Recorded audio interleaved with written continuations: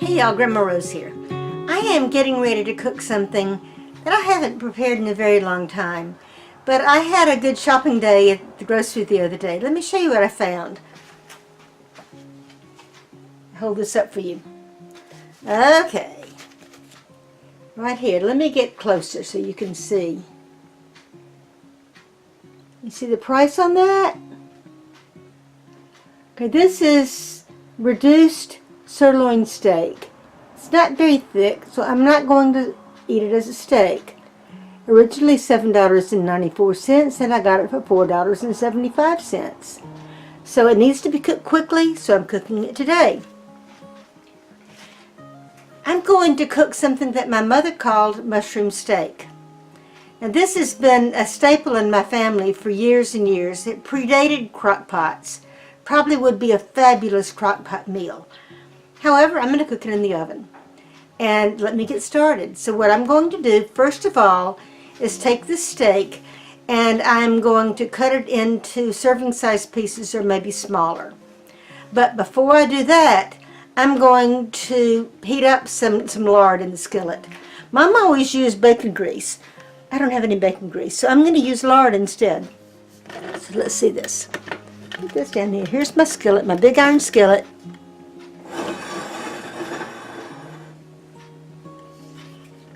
Okay, so what I'm going to do, first of all, is this is the front burner. I'm going to turn this on high. And as I said before, my mom always used bacon grease. I have a little bit of bacon grease. Let me show you over here. I keep my bacon grease in my cheese container. And I've got that much. Let me see. You see, I don't have very much. Not going to use that. Get that out of the way. I have some lard. Been in the refrigerator. And this is all the lard I have right here, but I did buy some more the other day. I may need to go get that because I don't think that's going to be enough. You know, vegetable shortening or coconut oil or whatever kind of oil you want to use is probably going to be fine for this. So here's what I have. Just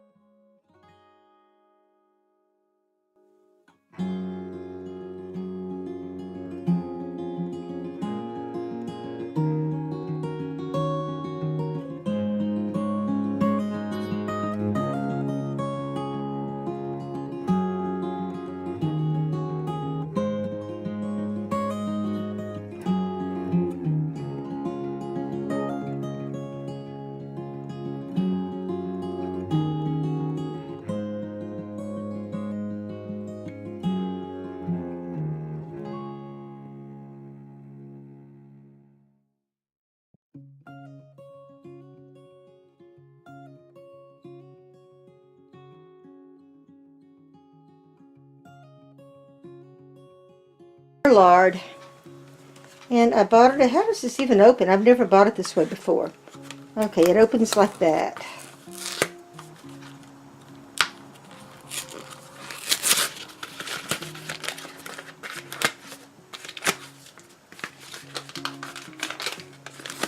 I think it's supposed to come out, I would imagine. Get your lard, a pound of lard.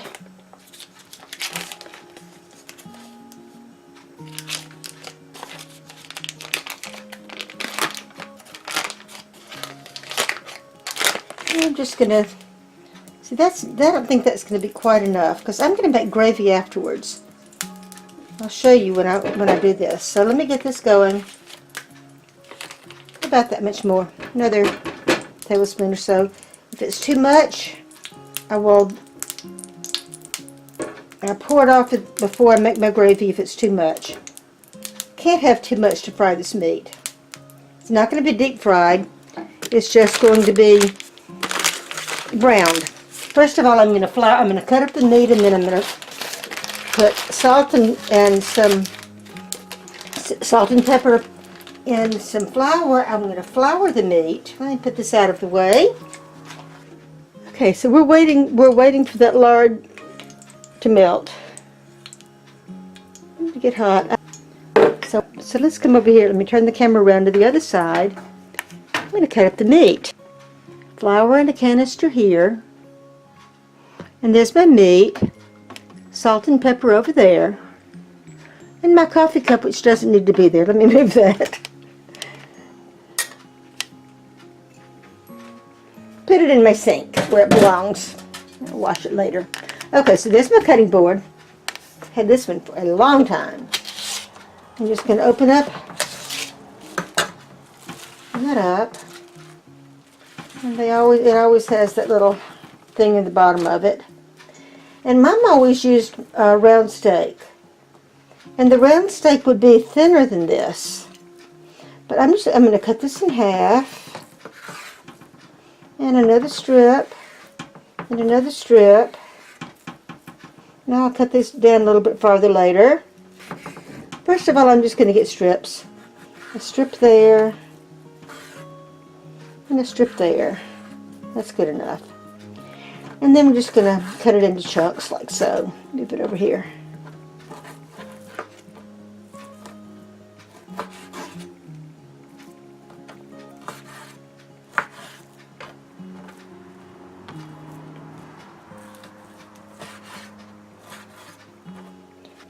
And one more. Or two more. Okay. So the meat is chopped up, or cut up as thick as I want it. And move this to the side. Now the next thing I'm going to do, and I'm going to put the meat back on here in a minute. Let me move this out of the way. I'm going to use that in a few minutes. So I'm just going to get a scoop of flour in my bowl. Probably need more than that. So that's a 1/4 cup. Let me get another. We'll start off with about a 1/2 cup of flour. And I have never measured my salt and pepper. I cannot tell you how much I use. I use a teaspoon maybe, a little bit more.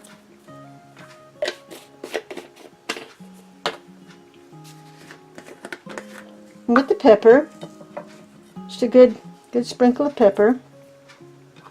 Probably a 1/4 teaspoon of pepper, maybe a little bit more. And I'm just going to mix it all up.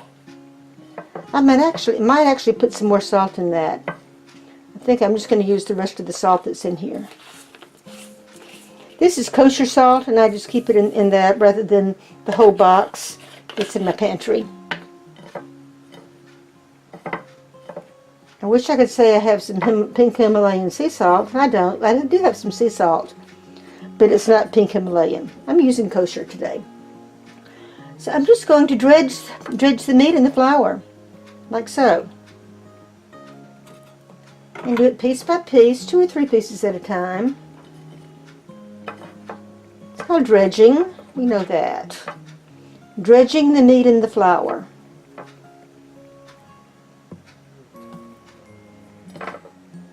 And I'm making a mess, but the mess will be cleaned up. I always get flour all over everything.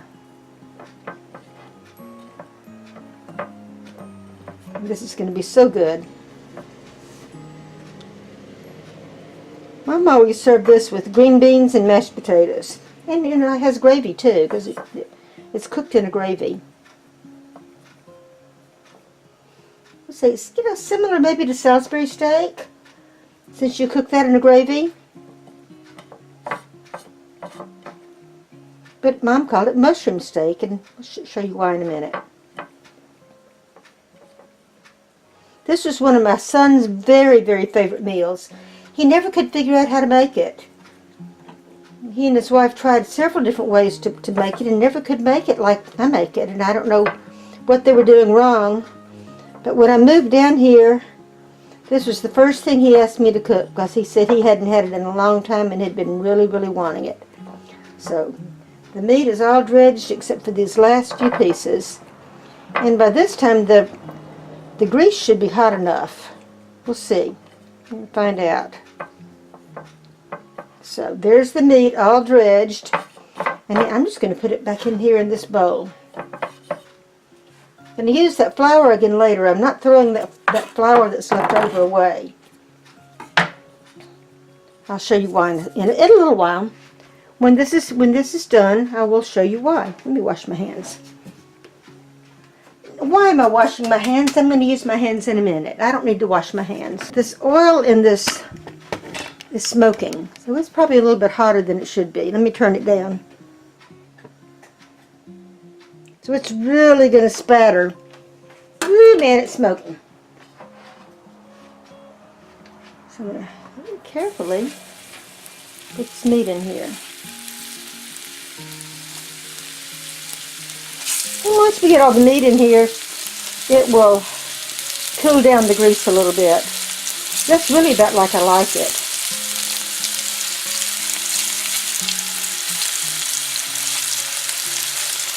And one more piece. I didn't get all of it in there, but we'll have to do it in 2 different batches. I'm just letting it brown. So let's check it.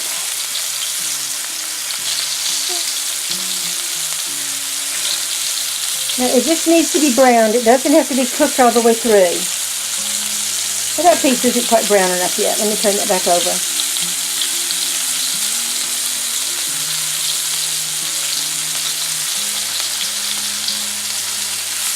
That one's brown. That one's getting there. That was the last one I put in, so I'm not going to turn that over yet. It really doesn't have to cook very long. The idea is just to brown it on both sides. And if you do this, there is no time limit on this. It depends on how hot your skillet is. You just check it. Look on one side of it, and if it's starting to get brown, turn it over. It's that easy. Check this. That one's getting there.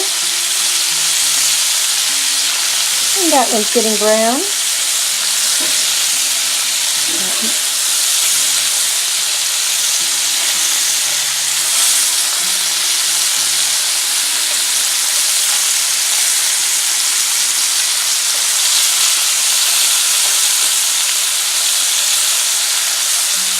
As we take them out, the ones that are already brown, we're going to replace it with the other ones that are still waiting.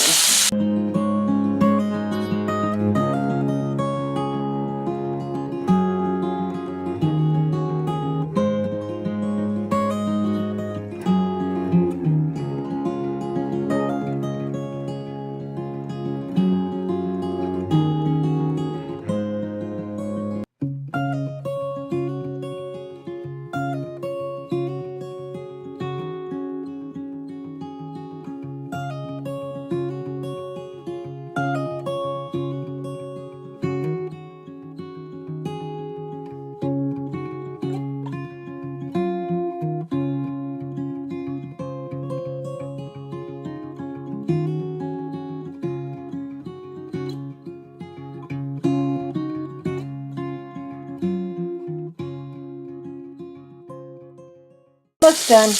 One more piece to take out. Now I'm gonna leave the fire on. The meat's out of the skillet. The next thing I'm gonna do is make gravy. Let me reach over here. I'm gonna use. That's why I saved this flour. The flour has salt and pepper in it. So I'm just gonna sprinkle flour in this until it looks like it's right. You want about the equal amount of flour and fat, and that looks about right. You see that? Now, the flour that was already on the meat has already started to brown. And all I have to do at this point is just to brown this flour that I just added to it. You have to brown it first. I want brown gravy. And it's not going to take very long because that skillet's hot. I just have water, a jar of water. And my sink is right behind me in case I don't have enough water. So just stir it around, continue to stir. You don't want it to. Now I'm using this silicone spatula I could be using, and what I should be using, let me switch it out. I usually use my wooden spatula, so let me do that. And my wooden spatula is right here, right next to me in my utensils. So there, I'm switching to my wooden spatula, and I like making gravy with this. You can see when it scrapes across the pan, you can see how brown it is. And it does scrape it really well, and the corners on it, you can still get into the corners if you skill it like that. So what I'm doing is just letting it brown, scraping it forward, scraping it back. That's how my mom made gravy. Juice, let me see, how old would my mom be now? She would be close to 100. 95. She would be 95 if she was still living. She was born in 1923. So she was a child during the Depression. And I don't think they really had a bad time. My grandparents were in, what was it? They were key punch operators with Western Union. Okay, now that's looking brown, and I'm starting to smell it. It's not burned, but it's brown. It smells good. I'm just going to add water and stir. Now I added about half of it, so I added about a cup of water.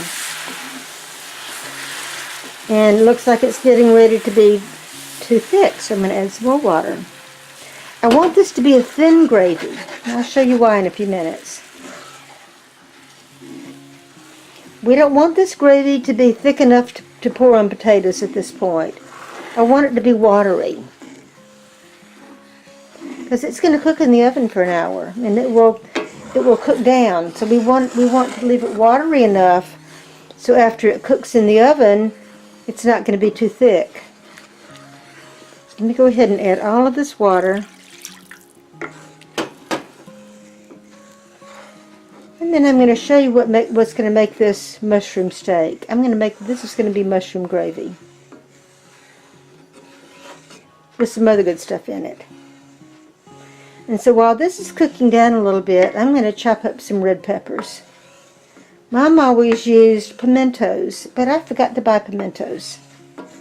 But I do have some frozen red bell peppers, and I had a little bit of a roasted red pepper in my freezer, so I chopped that up, and I think the red bell pepper will be fine. It's not going to taste exactly the same, but it'll still be good.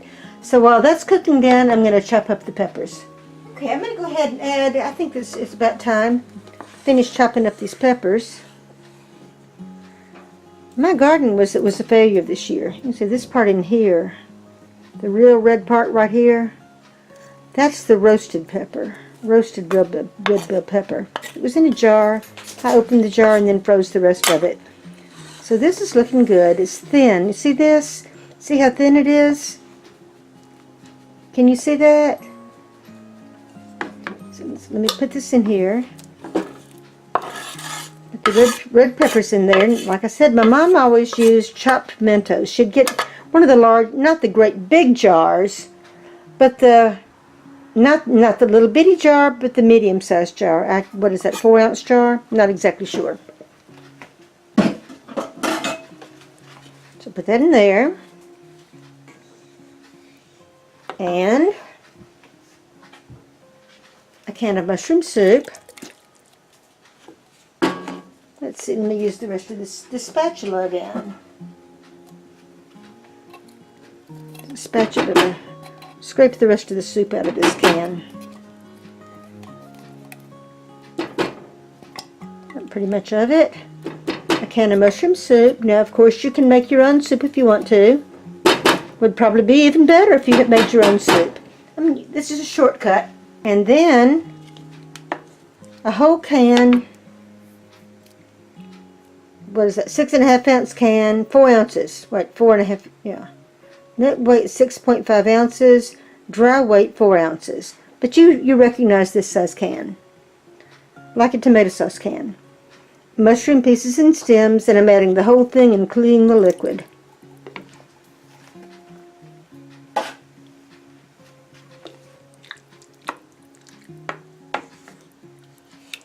Just going to mush up the soup. Good technical term, right? Mush it up. But you know what I mean. And break it up and stir it in.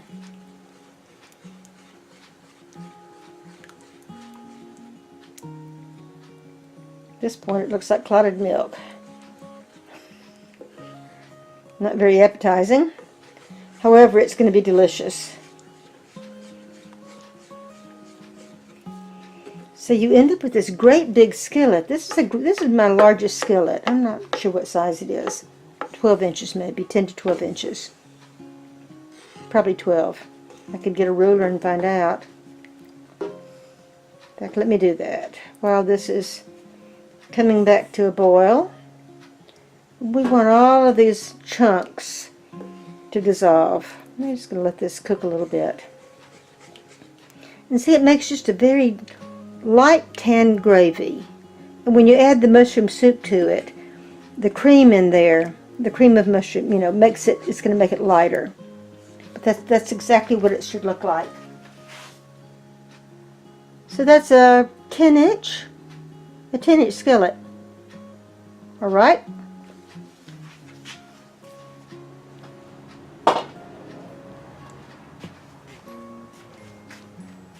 See, it's starting to bubble. And just keep stirring it until the lumps are gone. And at this point, this gravy would be delicious, just as it is. It'd be mushroom gravy with red bell peppers in it. Gosh, that would be delicious.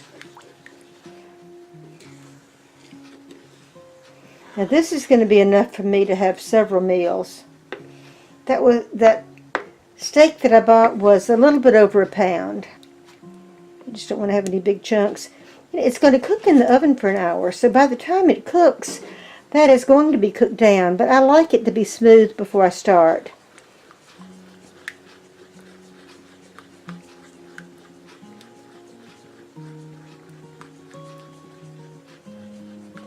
A little elbow grease.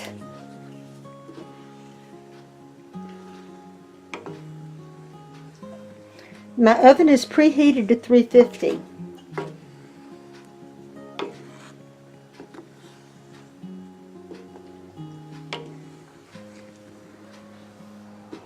And as I said before, my mother always used round steak, which is a relatively tough cut of meat. But by the time it's cut into smaller pieces, and then fried, and then baked for an hour, it was it was fork tender when it was done.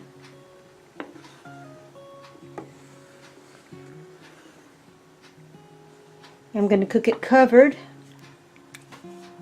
I'm going to cook it covered in a 350-degree oven for an hour. And then I'll check it. And I'm going to take the cover off of it at that point. And then put it back in the oven for a little bit if it's too thin.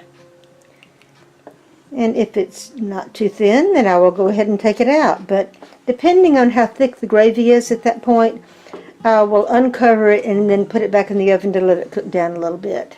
I've browned meat, I've made gravy, and I'm going to put the meat back in the gravy, put the cover on it, and then put it in the oven. I'm starting to see bubbles. And as I'm seeing bubbles, I'm seeing fewer and fewer of these white pieces of that the mushroom soup. It's really breaking up and blending in with the gravy very nicely.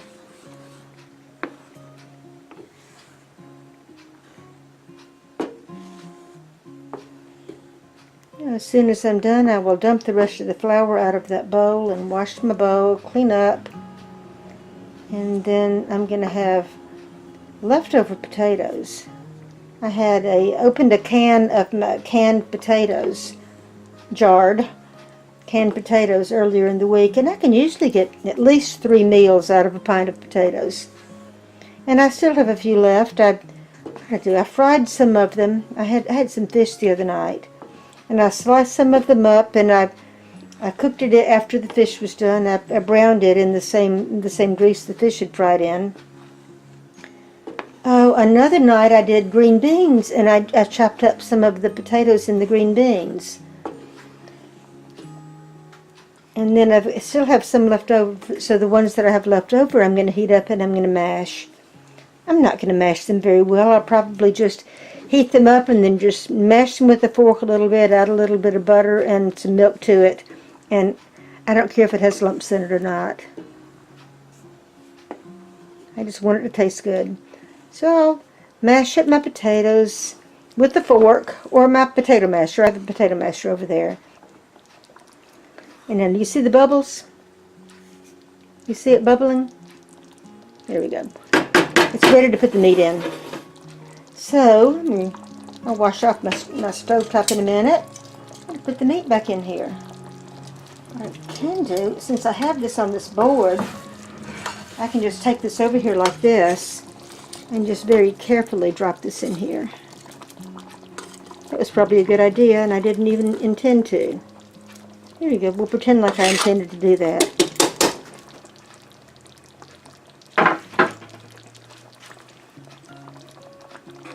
I want to be sure the meat's all covered up in the gravy. Oops. Spill to wipe up. And that's it. I'm going to turn off the heat. And you know what? It's going to be really heavy if I put that top on it right now, because it's heavy enough already. What I'm going to do is I'm going to open up my oven and I'm going to put that pan in the oven, and then I'm going to put the top on it, and that way it won't be quite as heavy. So let me move this back out of the way. Here we go. Reach over and get this. It's going to take me 2 hands to hold this. First of all, pull out the rack. It's going to take me 2 hands to hold it because it's very heavy. Now, put the top on it. Be careful not to hit the top of my hand. This is over here. That top fits that pan. Turn that back around. Scoop that in there. My timer for an hour. And it'll go off in an hour. There's the timer. Let's see if it's done. Okay, let's check this and see what's going on. Man, that's hot. Whew! And it's just a 350-degree oven. Okay, let me see. It's really heavy, so I don't want to pull it too far. Like I did before, I think I'm going to take the top off first. Oh yeah, look at that. Put the top back there. Can you see that? You see it bubbling? Okay, so let me take it out and put it on the stove so I can see how close it is to being done. It looks like it's pretty good. Heavy. Move that hot. I still do this even though I don't have children. Move that hot handle off to the side. Okay, there's my stovetop, and you can see I moved over here is the meat. It's my mushroom steak. All I have in that is just a few potatoes. And then in the back here, I'm just cooking down these beans. Whoops! Steam up the camera lens. So what I have in that is one slice, it's one pint of canned green beans, my home canned green beans, one thick sliced bacon. I cut it in half lengthwise, and then I use scissors. I used my kitchen scissors and cut it into little pieces. So that's one slice of thick sliced bacon, about a half to a third of a small onion, a teaspoon of sugar, and salt and pepper to taste. Since I had poured off the liquid of the green beans, I added back about a half teaspoon of salt. That's what I had in the green beans to begin with. And it does have other things in it too now. It may be too salty since I've got the bacon in it. And if that's the case, then I won't salt something else as much. And it'll be good when I eat it together. All I've done with this is just heat it. Those were already done. So just heated that. And then here's my mushroom steak. Let's see how this is. Yeah, I think that's good. I think the gravy is just about right. You know, the top that I used for this actually goes on my my Dutch oven, and it did not fit this as well as it should. So it wasn't a tight fit, and that allowed the gravy to cook down a little bit. So the gravy looks good. Look at the texture of the gravy. You see, it's just perfect. The meat, I'll check the meat in a minute and see if it's tender. If it's tender, it's good. It's good to go. And a knife. That's fine. It's not. Yeah, it cuts easily, so that's fine. That'll be good. So that's done. My beans and potatoes aren't quite done yet. So when those are done, I'll be back and I'll plate this up for you, and you can see what it looks like. So there it is, y'all. This is so delicious. Cut into this. How tender this meat is. See how tender the meat is? It just breaks apart when you cut into it. So we've got green beans and some meat, and then there's the mashed potatoes and gravy, and this is it. And it is so delicious. I have to eat this.